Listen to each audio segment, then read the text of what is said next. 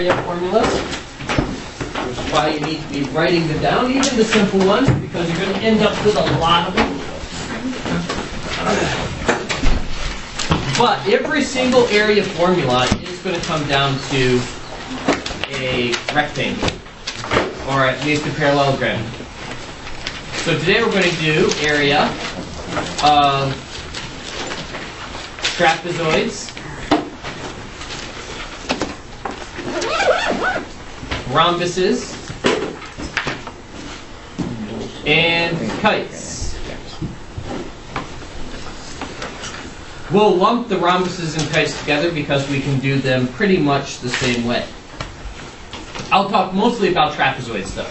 So a trapezoid is a shape that has one pair of parallel lines.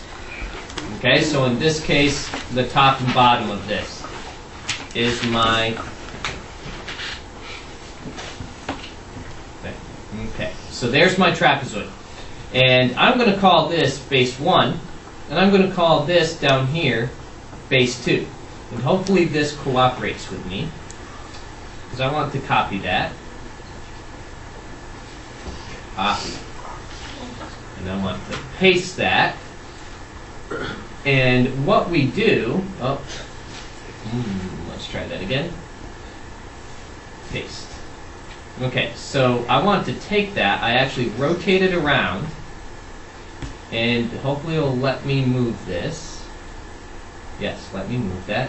And if I copy and paste the identical shape, notice I get, what shape do I have now? Parallelogram. Parallelogram. Okay? Now, I'm going to scribble that out. This would be base 2 from the bottom, and this would be base 1 from the top. So, what is the length of this side? B1 plus B2. Base 1 plus base 2. Okay? Now, if I wanted to find the area of this parallelogram that I just made, I would need the height, right? Yes. You guys with me? Yes. Are you guys with me or right? Yeah. Okay. All right. You need give me some feedback. Writing them down. Pretend this is chapel. You know, get some amens in there. Amen. All right. Here we go. So this is my height. Okay. Do you see where I got this base 1 plus base 2? Yes. Okay. So the area of this parallelogram that I drew right here would be the base 1 plus the base 2 because I doubled its size essentially times the height. But I don't want this parallelogram, do I? I want this trapezoid that I copied, okay? But I made 2 of them, so wouldn't it stand to reason that I divide this by 2? Sure. Yes. Raise your hand if you understand why I divided that by 2. Amen. Raise your hand if you have no clue why I divided that by 2. Okay, so. Okay. I'll start that explanation over again. Okay. Okay, so I start with my trapezoid. There it is. You with me? There's my trapezoid. I copy it, rotate it around, and move it over there. You with me? Okay. Now, how many trapezoids do I have? 2. 2 of them, right? And they have combined to form one globulary horrible parallelogram. You with me? Yes. Okay, we're with me so far. Now I'm going to say this is my height. Same height for both of them. If I want the area of this parallelogram that's red, I would have this length, which is base 1 plus base 2. You with me? That gives me the whole bottom side there, times my height. This height. Again, let's keep in mind, how many trapezoids did I end up with here? 2. I want the area of just 1. one of them, so I divide by 2. Then why did you make a trapezoid? To make one parallel. Because To show how the formula say that again, Justin. To make one parallelogram. To make a parallelogram. Because yesterday I told you every single area formula boils down to a parallelogram. That's where every single area formula comes from. So I don't want that symbol though. We'll do area of a trapezoid. Area T is base 1 plus base 2 times my height. Divide that by 2. You do parentheses first. Okay, don't be mashing buttons on your calculator without having used the formula. All right, so let's try a couple of these. Delete. Delete all. So here's a trapezoid. It's a beautiful trapezoid. It looks nothing like the trapezoid that we just drew. Okay, that's because this is a right trapezoid. Oh, okay. Now, I don't need to go through all that copying, pasting. I just did that to show you where the area formula comes from. 6 would be my, Height. 10 is my, Base. and 4 is my, Base 1. and it doesn't really matter which one you label. Alright, so I write my formula, and every single time in your homework you use a formula. You write down what it is without any numbers. Then, I'm going to put in the numbers. So, 4 plus 10 times 6, all divided by 2. Now, in the end, I'll just divide by 2 once. I'm not going to divide each of those by 2. So I get 14 times 6 divided by 2, or 2, not 7. And then, now you don't have to show all these steps, okay? But I do want to see the formula, see that you put in the numbers, okay? And we get 42 units squared. With me, Flint? Mr. K, what if we treat those b1 plus b2 as exponents? What would you do? That would be wrong. And you would get it wrong, so that's what I would do. Okay, let's try another trapezoid. I'm surprised that you won't pull out your hair. He's a heavy blow. Because I'm not asking questions yet. True, true. We aren't doing left and right today, Emma, so you should be fine. Start getting. Well, we're reading from left to right. I go from right to left. I mess up. Okay, so here's my trapezoid. And notice, if I was going through my formula, what is the problem? You don't Have have. a height. No height. Or at least I don't know what it is. Yes. This is when you have to use trigonometry to help you figure it out. So I'm going to draw a height. Now, I drew a height right here, but that's not a very helpful place to have my height. It would be way more helpful to have it here. But in this case, I don't have good information. I need to know either this side, or I need to know this one right here. You can find the adjacent side the easiest. Oh, why'd you move the height? Because we're making it a right triangle, yeah. So that we can find the height, right? So I need to know one of these lengths right here on this. Now I'm going to give you it. In this case, I'm going to say that that's 6. Okay? So now I have opposite and adjacent. Okay? No, it's tangent.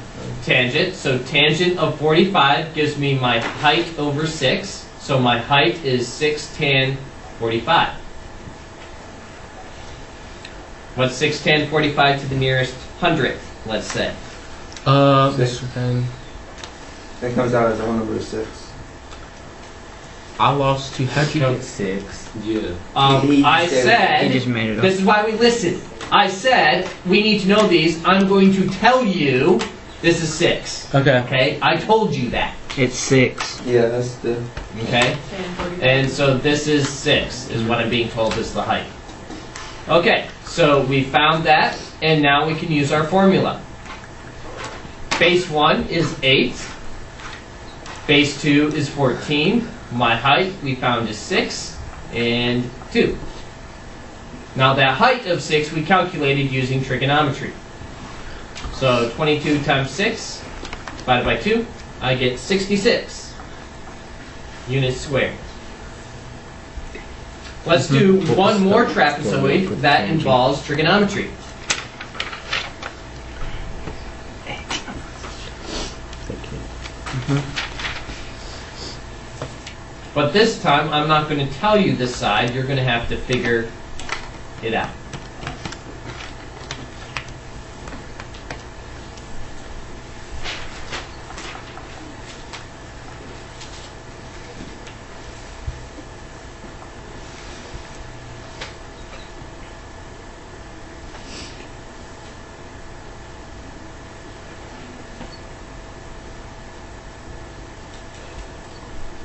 Okay.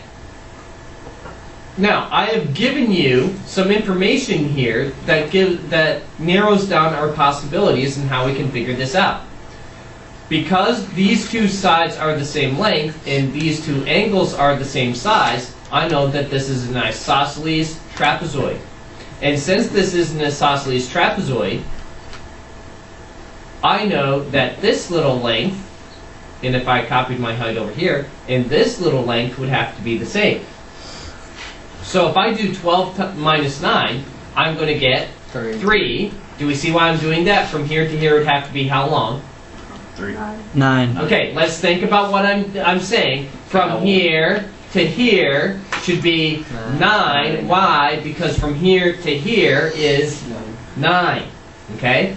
That leaves 3 units to be distributed between these two sides. So 1.5. Yes, 1.5 for each of them.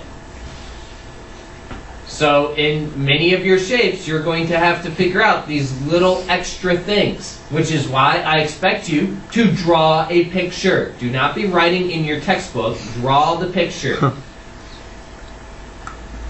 Okay. How can I find the height?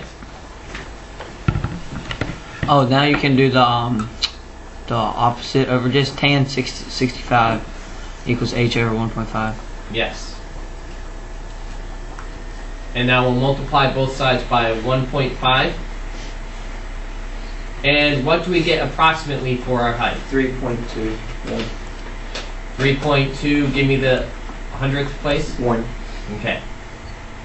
So basically, Mr. Kane, Good job. the way that you got 1.5 was you divided 3 divided by 2. Yeah, because these would have to be the same. Okay. In this picture, Okay. that has to be the case. It can be different though. Yes. Okay. Every picture's different. Okay, we write our formula down. We have our 9, our 12, our 3.21, and divide it by 2.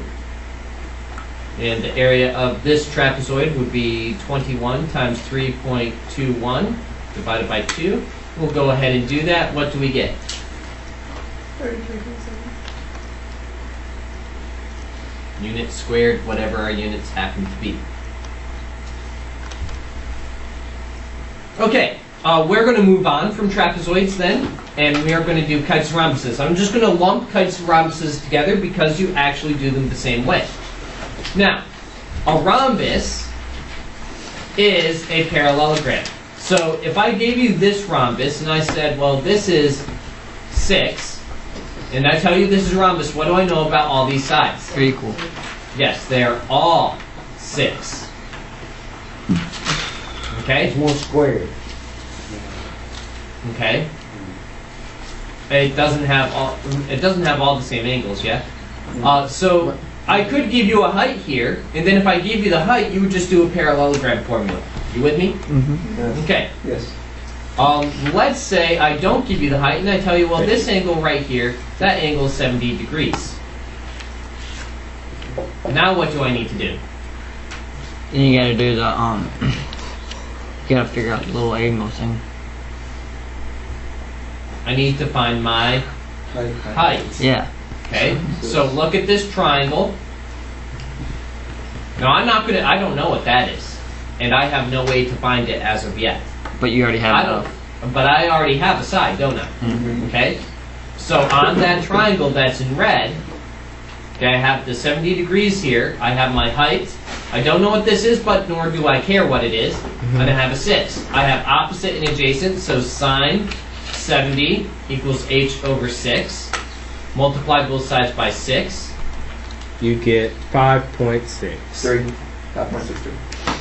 Yeah, we do want to keep, Well, then that would round up to 5.64. okay, thank you. Okay, in any case, something like that. Yeah, Now- because there's an 8 behind it. I'm not going to fuss over 100. Okay, figure it out. You guys, as 10th graders, should know how to round at this point in your life. All right, so it's not a trapezoid. I'm writing the wrong formula. This is a parallelogram. So base times height. I know my base is 6, and now I know my height is 5.64. 4-ish. I multiply that, and what do I get to the nearest hundredth? 33.84. Any questions how I did that rhombus? So for some rhombuses, I'm going to be able to do it like I do a parallelogram, though I may need to find the height. Are you getting your notes down, everyone? Yep. Yes. Yes, Kevin. Will it always be sine and tangent? It will not always. It depends upon how it's set up, which is why we've, in the first thing, been reviewing our trigonometry. You have to figure it out based upon the case that you're given. All right, let's do another rhombus, but this time I'm going to give you a different set of information. This time I'm going to draw these. What are these that I'm drawing? Diagonals. They are diagonals, yes. So let's say this diagonal right here, from this point to this point, is 5. And let's say the other diagonal from this point to this point, let's say that is 4. And somehow I have a rhombus here. Well, I do have a rhombus because if I were to use Pythag, okay, I would find that each of these sides are the same. You're trying to find the area? So we're going to find the area of this. Now, I could prove this to you by, and hopefully you see, I could copy this whole rhombus and paste it over, right? I'm not going to do that again. I'm just going to give you the formula. So I'm going to call this the area of a kite because this is going to apply for a kite as well. Diagonal 1 times diagonal 2 divided by 2. So this is a new area. So far today you have 2 new area formulas. Area of a trapezoid, which you should have seen before. Area of a kite, which you probably have never seen before. This is new. So what is diagonal 1? Well, diagonal 1 is going to be this entire length right here, which in this case is going to be 10. And diagonal 2 is going to be this whole length here, which is going to be 8. So the area of this kite is going to be 8 times 10 divided by 2, which is 40 units squared. Wait, where do you get 8 and 10? Oh, you add this. Oh, sorry. You Sorry. need to follow along. No, This is why I darkened those, yes? Yeah, All right, let's go on to the next example.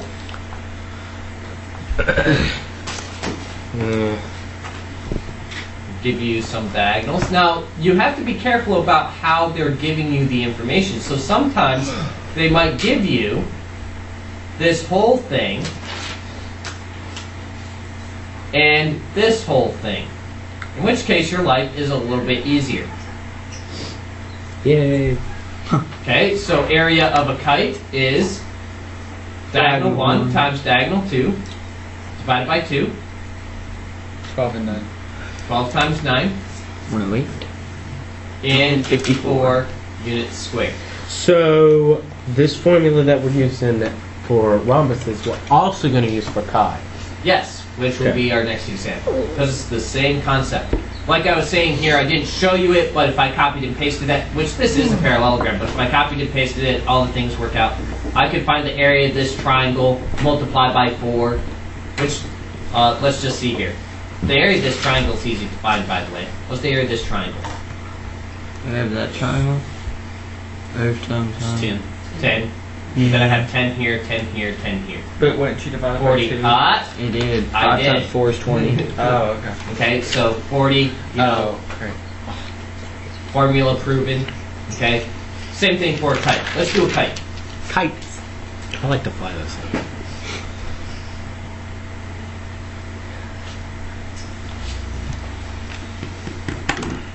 Again, we'll have to be careful with the information that we're given. Alright, there's our kite. But it's going to be the same formula as we just used for a rhombus. So area of kite, and you don't have to put an R for rhombus. We'll say K for kite for doing the diagonal thing. Same concept. Diagonal 1 times diagonal 2 divided by 2. What is diagonal 1? 8. Or 10, and 1. And the other one's 10, and divided by 2. 40 units squared, whatever those units happen to be. Did you say that maybe I just was hearing things. Did you say that a rhombus would make a chi? I was saying I can copy and paste this like I do with the other shapes and make a parallelogram and prove the formula. Okay. But I'm not going to do that. Okay. If for some reason you are just immensely curious and want to see that happen, I will show you on your own time. But it's the same concept. All right. For now, we'll just take this by faith. Faith. Sometimes I'm given the whole thing. So we'll just do one like that. Shouldn't be too tricky. So this whole length right here, we'll say that is 6. And this whole length right here, we will say that is, I don't know, 3. You get the same answers as above. I don't see how you're saying that, but our area of a kite is diagonal 1 times diagonal 2 divided by 2. What's diagonal 1? Well, 6. Diagonal 2 is 3. Divided by 2, we get 9 units squared. Alright, we are going to do one of these with trigonometry, just to show.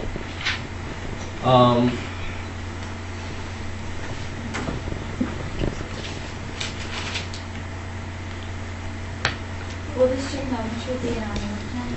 Like Yes, on time? it is fair game. Fair game. The girls went to the homework like that. I'll think about it.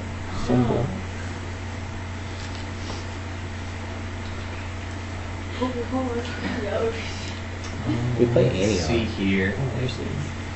The Lady Gators. Is she actually typing here?